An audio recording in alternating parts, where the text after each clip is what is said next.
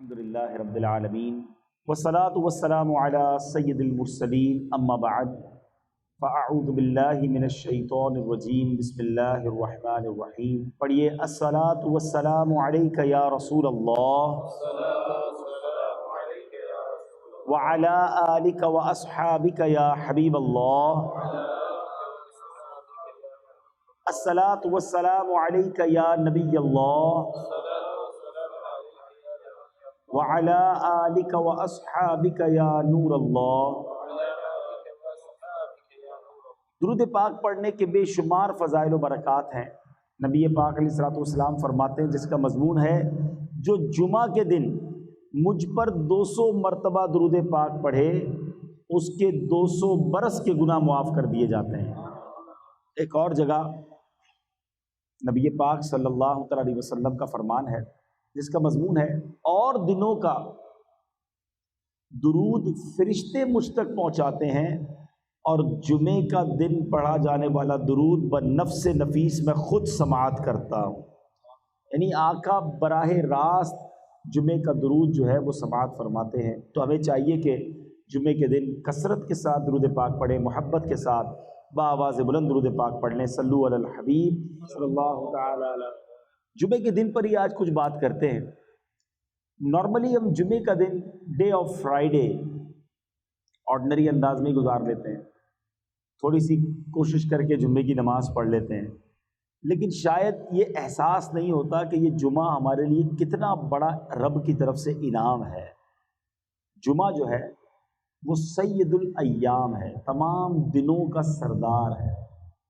جمعے کے دن جہنم کی آگ نہیں سلگائی جاتی.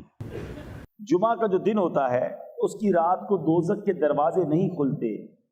جمعے کے دن کو بروز قیامت دلہن کی طرح اٹھایا جائے گا. جو مسلمان جمعے کے روز انتقال کر جائے وہ شہید کا رتبہ پاتا ہے اور عذاب قبر سے محفوظ رہتا ہے. اور سبحان اللہ، جمعے کی ایک نیکی 70 نیکیوں کے برابر ہے. اسی لیے جب جمعے کے دن حج آتا ہے نا تو اس کو حج اکبر کہتے ہیں، کیونکہ حج بھی 70 حج کے برابر ہو جاتا ہے. ایسی کوئی اسکیم آ جائے، ایسا کوئی معاملہ ہو جائے کہ یار فلاں دنوں کے لیے کوئی اسکیم ہے، یہ کام کرو گے تو پیسے ڈبل ہو جائیں گے. فلاں ملک میں ٹیکس کم ہو گیا تو وہاں سے گاڑی منگوا لو. فلاں ملک میں نیا ماڈل آیا ہے تو ادھر کوشش کرو تو زیادہ پیسے بچ جائیں گے. ہم کاروبار میں جہاں جب پروفٹ نظر آتا ہے ادھر کوشش زیادہ کرتے ہیں. کئی کلومیٹر دور جا کر بھی اگر کسی اسٹور پر سیل لگی ہوئی ہو کہ 50% ڈسکاؤنٹ ملتا ہے تو ہم ادھر جا کے لیتے ہیں کہ یار فائدہ ہے. یعنی سیل لگا کر بہت سارے اسٹور والے سردیوں میں گرمیوں کا مال بیچ جاتے ہیں، گرمیوں میں سردیوں کا بیچ جاتے ہیں. ہم وہ بھی لے لیتے ہیں کہ چلو یار ابھی سردیاں نہیں آئیں لیکن سستا مل رہا ہے، جیکٹ لے لو سردیوں میں کام آئے گا. یعنی یہ ہمارا مائنڈ سیٹ ہوتا ہے، اس میں کوئی شرعی قباحت بھی نہیں ہے. لیکن یہی ذہن نیکیوں میں کیوں نہیں بنتا؟ جمعے کے دن ایک نیکی کریں تو 70 نیکیاں ہیں. اب آپ بتائیے کہ مثال کے طور پہ کسی نے ذہن بنایا ہوا ہے کہ میں منڈے والے دن، پیر والے دن کسی مریض کی عیادت کرنے جاؤں گا، ٹیوزڈے کو میں نے فلاں غریب کی مدد کرنی ہے، تو منڈے ٹیوزڈے سنڈے کو جو کام کرنے 2-3 دن پہلے کر لیں اور جمعے والے دن کریں تاکہ 70 ٹائمز ملٹیپلائی ہو جائے. تو اگر میرا اور آپ کا یہ نیکیاں کمانے کا ذہن بن جائے نا تو انشاءاللہ ہم بہت ساری نیکیاں اکٹھا کر سکتے ہیں اور یہی نیکیاں آخرت میں کام آنی. یاد رہے مرنے کے بعد کفن میں جیب نہیں ہوگا اور قبر میں تجوری نہیں ہوگی. میرے اور آپ کے ساتھ جو جائے گی نا چیز وہ ہمارے اعمال ہی جائیں گے. یہ ہمارا سارا سرمایہ، سارے ہمارے ویزے، پاسپورٹ، ہماری جو بھی دنیا ہے وہ یہی رہ جائے گی. بلکہ بڑی خوبصورت بات کتابوں میں لکھی کہ جب انسان کا انتقال ہوتا ہے تو گھر والے آپس میں بات کرتے ہیں، ایک دوسرے سے پوچھتے ہیں کہ بتاؤ مرحوم نے پیچھے کیا چھوڑا ہے. مگر فرشتے جب بندہ قبر میں جاتا ہے تو آپس میں یہ گفتگو کرتے ہیں کہ بتاؤ مرحوم نے آگے کیا بھیجا ہے. اصل چیز وہ نیکیاں ہیں جو ہم نے آگے کے لیے جمع کر رکھی ہیں. اللہ کی رحمت سے ہر ہفتے میں ایوری ویک ہمیں ایک دن ملتا ہے جس میں ہم خوب نیکیاں کما سکتے ہیں. ہمارے بزرگان دین ہر جمعے تلاش کر کر کے نیکیاں کرتے تھے.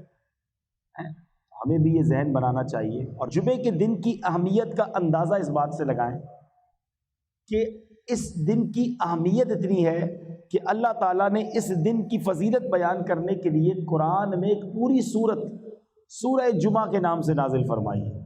ایک پوری سورت کا نام ہی سورہ جمعہ ہے. اور اس میں ارشاد باری ہوتا ہے, اس کا ترجمہ کیا ہے, اے ایمان والو جب نماز کی اذان ہو جمعہ کے دن تو اللہ کے ذکر کی طرف دوڑو اور خرید و فروخت چھوڑ دو, یہ تمہارے لیے بہتر ہے اگر تم جانو. تو جمعہ کے لیے سب سے اہم کام نماز جمعہ ہے. کہ حدیث پاک کا مضمون ہے کہ جمعہ کے دن جو سب سے پہلے آتے ہیں وہ ایسے ہیں جیسے جنہوں نے اللہ کی راہ میں اونٹ صدقہ کیا ہو. یعنی آپ سوچیں کہ ہر جمعے اونٹ قربان کرنا آسان تو نہیں ہے, لیکن ہر جمعے آپ اونٹ صدقہ کرنے کا ثواب کما سکتے ہیں جو سب سے پہلے آتے ہیں. اس کے بعد آنے والے ایسا ہے جیسا اس نے گائے صدقہ کی ہو. اس کے بعد آنے والا ایسا ہے, نبی پاک فرماتے جیسے بکری صدقہ کی ہو. اس کے بعد آنے والا ایسا ہے جیسے مرغی صدقہ کی ہو. اس کے بعد آنے والا ایسا ہے جیسے انڈا صدقہ کیا ہو. یعنی ثواب کم ہوتا جائے گا. تو ہمیں کیا کرنا چاہیے کہ کام کاج چھوڑ کر اہتمام کے ساتھ جمعے کے دن جلدی مسجد میں آ جائیں. اور ماشاءاللہ اس سے ایک اور فائدہ یہ بھی ہوگا کہ جو بیان ہو رہا ہوگا وہ بھی سننے کو ملے گا, علم دین بھی ملے گا, اور راہ خدا میں اونٹ صدقہ کرنے کا ثواب بھی مل جائے گا. تو جمعے کے دن کی تیاری ہونی چاہیے. اچھا, اسی طرح جمعے کے دن جہاں نیکیاں 70 بار ملٹیپلائی ہو جاتی ہیں نا, اور یہ اللہ کی شان ہے کہ اس دن کا مرتبہ بہت بڑا ہے, تو پھر گناہ بھی ملٹیپلائی بائی 70 ہو جاتا ہے. جمعے کے دن گناہ سے بچنا ہے. عام دنوں میں بھی بچنا ہے مگر جمعے کے دن زیادہ بچنا ہے. یعنی مثال کے طور پہ اگر کوئی شخص رمضان میں گناہ کرتا ہے تو ہم کیا کہتے ہیں, یار رمضان کے مہینے میں گناہ کر رہے ہو, یہ تو نیکیاں کمانے کا مہینہ ہے. مکہ شریف میں جا کر ایک نیکی 1,00,000 نیکی کے برابر ہے, مگر ادھر گناہ بھی 1,00,000 کے برابر ہے. جس چیز کی تعظیم زیادہ ہوگی نا, اس گھڑی میں, اس مقام میں, اس مہینے میں گناہ بھی زیادہ ناپسندیدہ ہوگا, اس کی سزا بھی زیادہ ہوگی.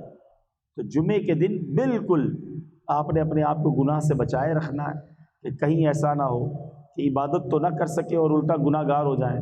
ہمارے گناہوں کا میٹر چلتا رہے. اللہ پاک مجھے اور آپ کو گناہوں سے محفوظ فرمائے, گناہ کرنے سے ہم سب کو بچائے رکھے. اب جمعے کے دن کرنے والے کام کیا ہے؟ احادیث میں یہ مضمون ملتا ہے کہ جو جمعے کے دن عمامہ پہنتے ہیں, جمعے کے دن عمامہ پہننے والوں پر اللہ کے فرشتے درود بھیجتے ہیں. تو کوشش کریں کہ کم از کم جمعے کے دن امامہ پہن لیا کرے. اپنے آفس میں رکھ لیں امامہ شریف اور جمعے کے دن پہن لیا کرے. ایک اور روایت میں آتا ہے کہ جمعے کے دن جو امامہ پہنتا ہے بغیر امامے کے 70 جمعوں کے برابر اسے ثواب ملتا ہے. 70 ٹائمز مور برکتیں ملتی ہیں. جمعے کے دن ناخن کاٹے جائیں تو تنگ دستی دور ہوتی ہے, روزی میں برکت ہوتی ہے. یہ سنت بھی ہے. یاد رہے کہ ناخن 40 دن سے زیادہ نہیں بڑھنے چاہیے, اور جمعے کو کاٹیں تو انشاءاللہ اس سے تنگ دستی دور ہوگی, روزی میں برکت ہوگی انشاءاللہ. تو اللہ پاک ہمیں نیکیوں کا حریص بنا دے. دنیا کے مال, دنیا کے کاروبار کی لالچ تو ہمیں ہوتی ہے, لیکن نیکیوں کی اگر لالچ ہو جائے نا, پتہ چل جائے کہ کہاں سے کیسے بڑی نیکی ملے گی, تو فوراً اسے حاصل کرنے پہنچے. صحابہ کرام کو بڑا شوق تھا, یعنی وہ نیکیاں تلاش کر کے نیکیاں حاصل کرنے کی فکر کرتے تھے. اب حضرت عثمان غنی کی مثال لیجئے کہ کتنے بڑے صحابی ہیں. آپ ذوالنورین ہیں, عشرہ مبشرہ میں ہیں, اور یقینی جنتی ہیں. نبی پاک سے 2 بار جنت خریدی. اتنی ساری نیکیاں ہونے کے بعد ہم جیسا آدمی تو کہے بہت ہو گیا, اب اتنی ساری نیکیاں تو ہو گئی, مگر صحابہ کرام رکتے نہیں تھے. ایک بار نبی پاک علیہ الصلوۃ والسلام نے مدینے کے لوگوں کو پانی کی ضرورت تھی, تو جو کنواں والا شخص تھا اس سے کہا کہ یہ کنواں مجھے دے دو اور اس کنویں کے بدلے جنت میں کنواں لے لو. وہ شخص کہتا ہے حضور میرا یہی کاروبار ہے, میرا کام چلتا ہی اسی سے ہے, میں اسی پانی کو بیچ کر گھر والوں کا معاملہ کرتا ہوں. تو اس نے آفر کو قبول نہیں کیا. کسی طرح یہ خبر حضرت عثمان غنی کو پہنچ گئی. حضرت عثمان غنی نبی پاک علیہ الصلوۃ والسلام کی بارگاہ میں عرض کرتے ہیں کہ حضور وہ آفر میرے لیے بھی ہے، اگر میں وہ کنواں خرید کر مسلمانوں کے لیے وقف کر دوں تو کیا میرے لیے بھی جنت ہے، جنتی کنواں ملے گا؟ نبی پاک نے فرمایا اے عثمان یہ آفر یہ تمہارے لیے بھی ہے۔ حضرت عثمان نے وہ کنواں جس قیمت میں اس نے دیا خریدا اور مسلمانوں کے لیے وقف کر دیا۔ تو پتہ چلا کہ صحابہ کرام کو موقع ملتا، چانس ملتا کہ ادھر نیکی ہو سکتی ہے، وہ فوراً وہ نیکی کرنے کی کوشش کرتے تھے۔ ہم کاروبار کے لیے تو واقعی اتنے جس کو کہیں کہ ایگریسو ہیں کہ جیسے ہی موقع ملے کہ یہ کام کر لو ہم کر لیتے، اس ملک میں پہنچ جاؤ۔ اب دیکھیں نا اتنے سارے پاکستانی یہاں پہنچ گئے، میں دنیا میں جدھر جاتا ہوں ایسے ایسے ممالک ہیں وہاں بھی لوگ پہنچے ہوئے، موقع ملا، چانس ملا، دنیا نظر آئی، پہنچ گئے۔ لیکن کیا بالکل اسی طرح ہم آخرت کے لیے نیکیوں کے لیے وقت نکالتے ہیں؟ بلکہ یہاں تو حال یہ ہے کہ 5 وقت نماز پڑھنے کے لیے وقت نہیں نکال پاتے۔ یہ درست نہیں ہے، یہ زندگی کا انداز اچھا نہیں ہے۔ مرنے کے بعد ہمارے اعمال ہی ہمارے کام آئیں گے۔ اور آج میں یہ چاہ رہا تھا کہ چونکہ جمعے پر ہی بات ہو رہی ہے تو آج جمعے کے خطبے پر بھی کچھ بات کی جائے۔ جمعہ کے خطبے میں ہم ایک اعلان بار بار سنتے ہیں، الا لا ایمان لمن لا محبت له۔ کبھی میں آپ کو مشورہ بھی دوں گا کہ بچپن سے جمعے کا خطبہ ہم سن رہے ہیں، کئیوں کو تو یاد بھی ہو گیا ہوگا، مگر اس کا ترجمہ بھی تو کبھی پڑھ لیں کہ امام صاحب ہر جمعے خطبہ دیتے ہیں، اس میں کہتے کیا ہیں، فرماتے کیا ہیں، سناتے کیا ہیں۔ سنو اس کا مطلب کیا ہے، الا لا ایمان لمن لا محبت له۔ سن لو اس کا ایمان نہیں ہے جس کے دل میں نبی پاک کی محبت نہیں ہے۔ عشق رسول کے بغیر ایمان کمپلیٹ نہیں ہے۔ محمد کی محبت دین حق کی شرط اول ہے، اسی میں ہو اگر خامی تو سب کچھ نامکمل ہے۔ تو محبت رسول یہ ہمارے ایمان کی جان ہے۔ مگر اب سوال یہ ہے کہ محبت ہونی کتنی چاہیے؟ محبت تو بہت ساروں سے ہوتی ہے، ماں باپ سے بھی ہوتی ہے، بھائی بہنوں سے بھی ہوتی ہے، بچوں سے بھی ہوتی ہے، بچوں کی امی سے ہوتی ہے، دوستوں سے ہوتی ہے، کاروبار سے ہوتی ہے، تو پیارے آقا سے بھی ہوگی؟ نہیں جناب، کتنی ہونی چاہیے یہ بھی نبی پاک نے خود بیان کیا۔ بخاری شریف کی حدیث ہے، میرے آقا فرماتے ہیں لا یؤمن احدکم حتی اکون احب الیہ من والدہ وولدہ والناس اجمعین۔ میرے آقا فرماتے تم میں سے کوئی اس وقت تک کامل مومن نہیں ہو سکتا جب تک میں اس کے نزدیک اس کی اولاد، اس کے والد اور تمام لوگوں سے زیادہ محبوب نہ ہو جاؤں۔ ٹاپ آف دا لسٹ، سب سے زیادہ نبی پاک سے محبت کرنی ہے، اور یہ ایمان کا تقاضا ہے۔ تم میں سے کوئی اس وقت تک کامل مومن نہیں ہو سکتا۔ تو یہ میلاد کا مہینہ پیارے آقا سے کنیکشن مزید مضبوط کرنے کا مہینہ ہے۔ لیکن اب سوال یہ ہے کہ ہم ہو سکتا ہے سارے لوگ کہیں کہ بھائی ہمیں بھی نبی پاک سے سب سے زیادہ محبت ہے۔ اگر یہ بات آپ کہتے ہیں، یہ دعویٰ آپ کرتے ہیں، تو دلیل ہے کہ نہیں؟ کیونکہ صرف زبانی کہنے سے تو نہیں ہوگا نا۔ اگر واقعی کسی کو نبی پاک سے سب چیزوں سے زیادہ محبت ہے تو پھر پیارے آقا کی سنتوں پر عمل کہاں ہے؟ نبی پاک فرماتے جس نے میری سنت سے محبت کی اس نے مجھ سے محبت کی، اور جس نے مجھ سے محبت کی وہ میرے ساتھ جنت میں جائے گا۔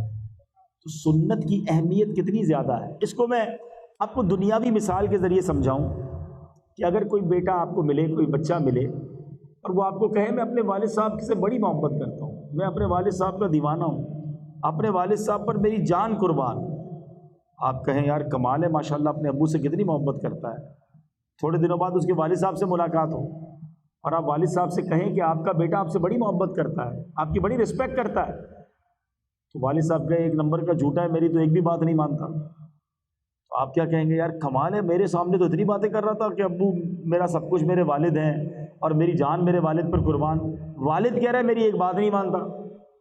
تو آپ کیا کہیں گے کہ جھوٹا دعویٰ تھا۔ اب اپنے بارے میں ہم سارے چیک کریں، ایک طرف تو ہمارا دعویٰ یہ ہے کہ نبی پاک پر ہماری جانیں قربان، ہم پیارے آقا کے بڑے عاشق ہیں، تو یہ عشق رسول نظر کیوں نہیں آتا؟ نہ چہرے پہ نظر آتا ہے، نہ لباس میں نظر آتا ہے، نہ باتوں میں نظر آتا ہے، نہ کاروبار میں نظر آتا ہے۔ کیا نبی پاک کا عاشق جھوٹ بول سکتا ہے؟ کیا نبی پاک کا امتی کسی کو دھوکہ دے سکتا ہے؟ نبی پاک فرمائے من غش فلیس منا، دھوکہ دینے والا ہم میں سے نہیں۔ پھر کیسا عشق رسول ہے کہ مسلمان بھی کہلاتا ہے دھوکہ بھی دیتا ہے، مسلمان بھی کہلاتا ہے گندی بری باتیں بھی کرتا ہے، مسلمان بھی کہلاتا ہے حرام بھی کماتا ہے، اپنے آپ کو نبی پاک کا عاشق بھی کہتا ہے اور بے حیائی کے کام بھی کرتا ہے، شرابی دوست بنائے ہوئے ہیں، معاذ اللہ خود بھی شراب کے اڈوں پہ جاتا ہے۔ تو خود سوچئے آپ کہ یہ عشق رسول نہیں ہے۔ عشق رسول یہ ہے کہ مجھے بتانا نہ پڑے میں مسلمان ہوں، میں نبی پاک کا امتی ہوں، مجھے دیکھ کر پتہ چل جائے کہ یہ کس کا غلام جا رہا ہے۔ شاعر لکھتے ہیں نا، فنا اتنا تو ہو جاؤں میں تیری ذات عالی میں، آقا جو مجھ کو دیکھ لے اس کو تیرا دیدار ہو جائے۔ ہمیں دیکھ کر پتہ چل جائے یہ کس کا امتی ہے، یہ کس کا غلام ہے۔ یقین کریں میٹھے اسلامی بھائیوں، اگر ہم نبی پاک کی عشق والی زندگی گزاریں اور صحیح اسلام کی تعلیمات والی زندگی گزاریں تو دنیا بھی اچھی ہو جانی ہے، آخرت بھی اچھی ہو جانی ہے۔ آج مسلمان کہلانے والے کو قرآن پڑھنا نہیں آتا، نبی پاک کا امتی تو کہلاتا ہے، مگر آقا کے قلب اطہر پر جو قرآن نازل ہوا، اور یاد رہے پیارے آقا پر کہ بہت سارے معجزات ہیں، مگر جس معجزے کو اعظم المعجزات کہا گیا، بگسٹ میریکل کہا گیا، وہ قرآن مجید فرقان حمید ہے۔ مگر قرآن پڑھنا بہت بڑی تعداد میں مسلمانوں کو نہیں آتا، کھولتے بھی نہیں ہے قرآن۔ میں آپ سے اگر سوال کروں کہ آپ نے یہ بتائیے کہ فیس بک کب آن کیا تھا، آپ کہیں گے بھی مسجد میں آنے سے پہلے ہی آن کیا تھا۔ اچھا واٹس ایپ، وہ تو ہو سکتا ہے مسجد میں بھی چیک کیا ہوگا۔ تو کئی سافٹ ویئر ہم روزانہ کئی بار آن لائن کرتے ہیں، اور میں یہ پوچھوں کہ بتائیں قرآن کب کھولا تھا؟ جواب آئے گا پچھلے رمضانوں میں۔ اب کب آن لائن کریں گے؟ اگلے رمضانوں میں۔ ہم قرآن سے کتنا دور ہو گئے۔ اور ایک سچ بات بتاؤں، جب قبر میں جائیں گے نا، یہ سارے سافٹ ویئر آف لائن ہو جائیں گے، قرآن قبر میں بھی آن لائن ہو جائے گا۔ تو اس چیز کو تھامو نا جو قبر میں بھی کام آنی ہے۔ مگر قرآن سے ہم دور ہیں۔ کئی لوگ ملتے ہیں مجھے، کہتے ہیں سکون نہیں ملتا، دلی سکون چاہیے، کوئی وظیفہ بتائیں۔ کسی اور سے وظیفہ کیوں لیں، قرآن سے ہی معلوم کر لیتے ہیں۔ اے رب کے کلام ہمیں بتا کہ ہمیں دل کا سکون کہاں سے ملے گا۔ اللہ کریم قرآن میں فرماتا ہے، الا بذکر اللہ تطمئن القلوب، بے شک اللہ کے ذکر میں دلوں کا چین ہے۔ شراب پینے میں چین نہیں ہے، بے حیائی اور بدکاریوں میں سکون نہیں ملے گا، فلموں ڈراموں گانوں باجوں میں سکون نہیں ملے گا۔ اگر واقعی قلبی سکون چاہیے تو وہ اللہ کے ذکر میں ملے گا، اللہ کی یاد میں ملے گا۔ اللہ پاک ہم سب کو ساری زندگی پیارے آقا کی محبت میں گزارنا نصیب فرمائے، ان کی سنتوں پر عمل کر کے گزارنا نصیب فرمائے، ساری نمازیں پابندی سے پڑھنا نصیب فرمائے، آمین بجاہ النبی الامین۔